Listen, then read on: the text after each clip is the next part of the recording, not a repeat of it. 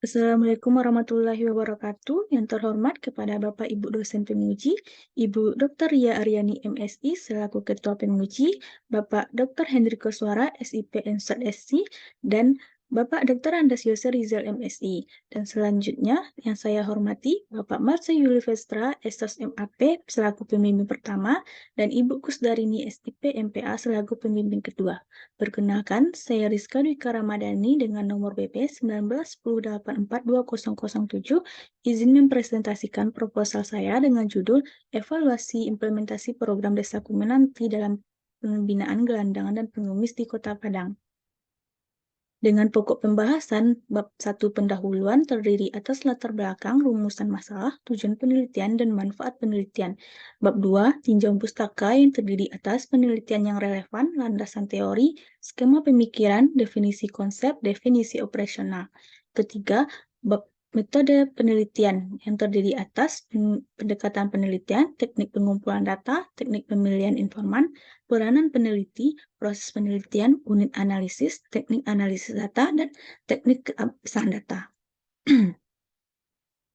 Dengan latar belakang, Indonesia masih dihadapkan pada tingginya jumlah kelompok rentan yang memiliki risiko masuk ke dalam kemiskinan apabila terjadi goncangan ekonomi, konflik sosial, bencana alam maupun bencana non-alam seperti pandemi COVID-19. Pandemi tersebut telah menurunkan pertumbuhan ekonomi dan meningkatkan angka kemiskinan. Sasaran dalam mengatasi kemiskinan yaitu diberikan kepada penyandang masalah kesejahteraan sosial yang selanjutnya disebut dengan PMKS. Salah satu jenis PMKS yang diperhatikan dan diupayakan dalam penurunan jumlahnya oleh Kementerian Sosial yaitu gelandangan dan pengemis atau disebut gepeng. Pada tahun 2022, Kota Padang memiliki angka kemiskinan tertinggi berada pada posisi kedua di Provinsi Sumatera Barat dengan total 6.338 jiwa. Tingginya angka kemiskinan di Kota Padang membuat kota ini tidak dapat menghindari keberadaan gelandangan dan pengemis yang semakin meningkat. Fenomena gelandangan dan pengemis merupakan salah satu permasalahan sosial yang sulit dihindari terutama pada kota-kota besar yang ada di Indonesia. Selanjutnya, ketidakmampuan orang baik sebagai individu maupun kelompok untuk memenuhi hak-hak dasar secara layak dan mengembangkan kehidupan yang bermartabat. Orang-orang yang hidup dalam keadaan tidak sesuai dengan norma kehidupan yang layak dalam masyarakat setempat dan mendapatkan penghasilan dengan meminta-minta di muka umum dengan berbagai cara dan alasan untuk mengharapkan belas kasihan dari orang lain. Korban dari tidak adanya lapangan pekerjaan juga faktor tidak adanya keinginan untuk berusaha serta tidak memiliki keterampilan dan bertempat tinggal di wilayah kumuh atau marginal hidup mengembara di tempat umum. Data PMKS Kota Padang. Terjadi peningkatan jumlah penyandang masalah kesejahteraan sosial PMKS di Kota Padang, dengan jumlah gelandangan meningkat drastis dari 3 orang pada tahun 2019 menjadi 65 orang pada tahun 2020. Jumlah pengemis pun tidak mengalami perubahan yang signifikan dari 35 orang pada tahun 2018 menjadi 25 orang pada tahun 2020 dan kembali 2019 dan kembali menjadi 35 orang pada tahun 2020. Dapat disimpulkan bahwa Kota Padang masih didominasi oleh fakir miskin, anak jalanan, gelandangan, dan pengemis. Program Desa Kumenanti merupakan suatu model penanganan gelandangan dan pengemis sebagai salah satu upaya dari Kementerian Sosial Republik Indonesia untuk mengentaskan masalah kemiskinan di Indonesia melalui layanan pemulang ke daerah asal, bimbingan fisik, mental, dan sosial, bimbingan keterampilan kerja, pemberian bantuan stimulan usaha ekonomi produktif UEP, pemberian bantuan stimulan rumah, pemberian jaminan hidup, pengembalian anak ke sekolah, dan pemberian advokasi dan aksesibilitas. Program Desa Kumenanti dibentuk berdasarkan Undang-Undang Republik Indonesia Nomor 11 Tahun 2009 tentang Kesejahteraan Sosial. Pelaksanaan program Desa Kumenanti di Kota Padang mengacu pada Peraturan Daerah Nomor 1 Tahun 2012 tentang pembinaan anak jalanan, gelandangan, pengemis, pengamen, dan pedagang asongan di Kota Padang. Wujud program Desa Kumenanti di Kota Padang yaitu berdirinya Kampung Kesetia Kawanan Sosial Sayo Sakato di Jalan Balai Gadang, Air Dingin Lubuk Minturun, Kelurahan Balai Gadang, Kecamatan Koto Tangah, pada tahun 2016. Evaluasi program Desa Kumenanti di Kota Padang.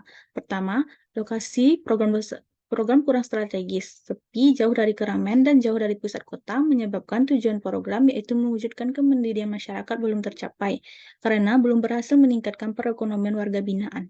Jika ditinjau dari keberhasilan program Desa Komunanti di Kota Malang, maka dapat dikatakan bahwa aparatur pelaksana pada program Desa Komunanti di Kota Padang belum membuat strategi pelaksanaan atau perencanaan program yang matang untuk mencapai tujuan program.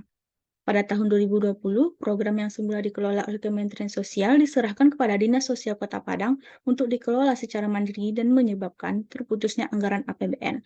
Sementara anggaran APBD tidak mencukupi untuk pelaksanaan program. Penyerahan program juga berdampak pada berakhirnya hubungan kerja dengan Lembaga Kesejahteraan Sosial LKS Yayasan Rahmah yang sebelumnya merupakan mitra Kementerian Sosial dalam kegiatan rehabilitasi sosial atau pelatihan warga binaan sosial. Selanjutnya, belum optimalnya upaya penjangkauan GPEM oleh Satpol PP Kota Padang yang mana masih terjadi pembiaran terkait aksi pengemisan.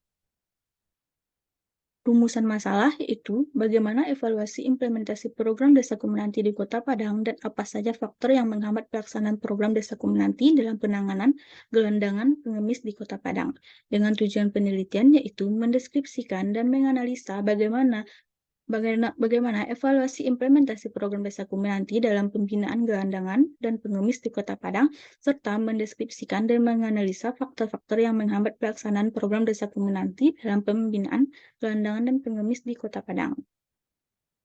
Manfaat penelitian, yaitu manfaat teoritis, hasil dari penelitian ini diharapkan dapat memberikan kontribusi positif untuk pengembangan wacana keilmuan, terutama terkait pada bidang ilmu administrasi publik pada konsentrasi kebijakan publik, khususnya dalam kajian evaluasi implementasi program Desa Komunanti dalam pembinaan gelandangan dan pengemis yang mengacu pada Peraturan Daerah Nomor 1 Tahun 2012 tentang pembinaan anak jalanan, gelandangan, pengemis, pengamen, dan pedagang asongan di Kota Padang. Dengan manfaat praktis yaitu hasil penelitian ini diharapkan dapat menambah daftar referensi penelitian tentang evaluasi implementasi program Desa Komunanti dalam pembinaan gelandangan dan pengemis yang mengacu pada Peraturan Daerah Nomor 1 Tahun 2012 tentang pembinaan anak jalanan, gelandangan, pengemis, pengamen, dan pedagang asongan di Kota Padang, serta bermanfaat bagi akademisi, praktisi, dan pembaca pada umumnya, serta bagi seluruh lapisan masyarakat dan negara. Penelitian yang relevan yaitu terdiri atas penelitian oleh Ferdinand Maniawi pada tahun 2018, yaitu dengan judul Kebijakan Dinas Sosial dalam Penanganan Gelandangan dan Pengemis di Kota Yogyakarta, Daerah Istimewa Yogyakarta. Selanjutnya oleh Iza Zuriyah pada tahun 2019 dengan judul Efektivitas Kebijakan Pemerintah dalam Penanganan Gelandangan dan Pengemis Studi pada Dinas Sosial Kota Jambi. Selanjutnya oleh Lisa Yulianti Kusuma Anggraini pada tahun 2013 dengan judul Evaluasi Pelaksanaan Peraturan Daerah Perda Kota Samarinda Nomor 16 Tahun 2002 tentang Penertiban dan Penanggulangan Gelandangan Pengemis di Kota Samarinda. Terakhir oleh Immanuel Jaya pada tahun 2019 dengan judul Implementasi Kebijakan Penanganan Gelandangan Pengemis, Tunasusila, dan Anak Jalanan di Kota Palangkaraya. Model evaluasi kebijakan oleh Leo Agustino terdiri atas 5 variabel.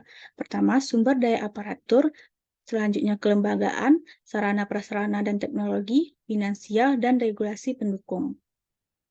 Skema pemikiran yaitu Undang-Undang RI Nomor 11 Tahun 2009 tentang Kesejahteraan Sosial, lalu terdapatnya Program Desa Komunanti oleh Kementerian Sosial RI, Peraturan Daerah Kota Padang Nomor 1 Tahun 2012 tentang Pembinaan Anak Jalanan, Gelandangan, dan Pengemis Pedagang Asongan di Kota Padang. Wujudnya yaitu Program Desa Komunanti Kota Padang pada tahun 2016 dengan Kampung Kesetia Kawanan Sosial Sayur Sakato, Jalan Balegadang, Air Dingin, Lubuk Minturun, Kelurahan Balegadang, Kecamatan Koto Tangah, dengan teori evaluasi Leo Agustino yang terdiri atas 5 variabel yaitu sumber daya aparatur, kelembagaan, sarana prasarana dan teknologi, finansial, dan regulasi pendukung. Definisi konsep pertama yaitu kebijakan publik, suatu tindakan yang mengarah pada tujuan yang diusulkan oleh seseorang, kelompok, atau pemerintah dalam lingkungan tertentu yang berhubungan dengan adanya hambatan atau permasalahan tertentu seraya mencari peluang untuk mencapai tujuan atau mewujudkan sasaran yang diinginkan. Kedua, implementasi kebijakan yaitu wujud nyata dari suatu kebijakan karena pada tahap implementasi ini suatu kebijakan dapat benar-benar dilihat dan dirasakan. Oleh sebab itu dikatakan bahwa implementasi kebijakan merupakan aspek yang penting dari keseluruhan proses kebijakan. Ketiga, evaluasi implementasi kebijakan. Proses menilai keefektifan kebijakan guna dipertanggungjawabkan kepada pelaksana atau pembuat kebijakan. Evaluasi dapat melihat sejauh mana kesenjangan antara ekspektasi dengan kenyataan. Terakhir yaitu program Desa Komunanti, program terobosan dalam penanganan gelandangan dan pengemis di perkotaan yang komprehensif dan mengedepankan keterpaduan dalam rehabilitasi sosial gelandangan dan pengemis. Dengan definisi operasional variabel sumber daya aparatur dengan indikator, variabel ini melihat bagaimana pemahaman implementer terhadap kebijakan, yaitu penentuan tujuan, pelaksanaan kegiatan, dan evaluasi pelaksanaan kegiatan dengan pengukuran, mendeskripsikan tujuan program dan pencapaiannya, selanjutnya mendeskripsikan bagaimana implementasi program, dan mendeskripsikan bagaimana evaluasi pelaksanaan program. Kedua, variabel kelembagaan. Indikator variabel ini melihat bagaimana koordinasi aktor yang terlibat dalam implementasi kebijakan, yaitu membangun kerjasama, menjaga hubungan kerja, melaksanakan peran, kesamaan penerimaan informasi dalam kegiatan. Dengan pengukuran, pertama mendeskripsikan bagaimana cara aktor dalam membangun kerjasama, lalu mendeskripsikan bagaimana cara aktor menjaga hubungan kerja, lalu mendeskripsikan peran setiap aktor yang terlibat dalam implementasi program, dan mendeskripsikan apakah terdapat keseragaman informasi yang diterima antara organisasi formal dan organisasi informal yang terlibat dalam pengimplementasian program. Selanjutnya, yaitu variabel sarana, prasarana, dan teknologi dengan indikator, yaitu variabel ini melihat ketersediaan infrastruktur penunjang pelaksanaan kegiatan dengan pengukuran, yaitu sarana segala sesuatu yang dapat dipakai sebagai alat dalam mencapai maksud dan tujuan program. Prasarana, yaitu segala sesuatu yang merupakan penunjang utama terselenggaranya suatu proses atau usaha pembangunan proyek yang ditetapkan. Selanjutnya, teknologi, yaitu media yang digunakan untuk mempermudah kegiatan demi mewujudkan tujuan program. Variabel selanjutnya yaitu finansial. Dengan indikator variabel ini melihat adanya ketersediaan dana atau anggaran, yaitu anggaran APBN dan anggaran APBD dengan pengukuran pertama mendeskripsikan adanya sumber daya finansial atau anggaran dari APBN yang mencukupi dalam pelaksanaan program. Selanjutnya yaitu mendeskripsikan adanya sumber daya finansial atau anggaran dari APBD yang mencukupi dalam pelaksanaan program. Variabel terakhir yaitu regulasi pendukung. Dengan indikator, variabel ini melihat adanya kejelasan aturan pelaksanaan kebijakan yang terdiri atas peraturan perundang-undangan, perda, lakip, renstra, dan lain-lain. Dengan pengukuran yaitu mendeskripsikan standar dan sasaran tertentu yang harus dicapai oleh para pelaksana kebijakan dan dapat diukur tingkat keberhasilannya. Selanjutnya yaitu metode penelitian yang terdiri atas pendekatan penelitian yaitu deskriptif kualitatif dengan teknik pengumpulan data, wawancara, dokumentasi, dan observasi. Teknik pemilihan informan yaitu purposive sampling. Peranan peneliti yaitu peneliti sebagai instrumen utama dalam menetapkan fokus penelitian dan dilanjutkan dengan proses penelitian dengan unit analisis Lembaga Dinas Sosial Kota Padang dengan teknik analisis data oleh Miles dan Huberman, yaitu pengumpulan data, reduksi data, penyajian data, dan kesimpulan. Dengan teknik keabsahan data yaitu triangulasi sumber data dengan teknik purposive sampling. Baiklah, saya akhiri presentasi dari proposal saya. Mohon maaf atas kesalahan kata dan kekurangannya, dan terima kasih kepada Bapak atau Ibu dosen penguji dan pembimbing yang telah menonton. Sekian terima kasih. Assalamualaikum warahmatullahi wabarakatuh.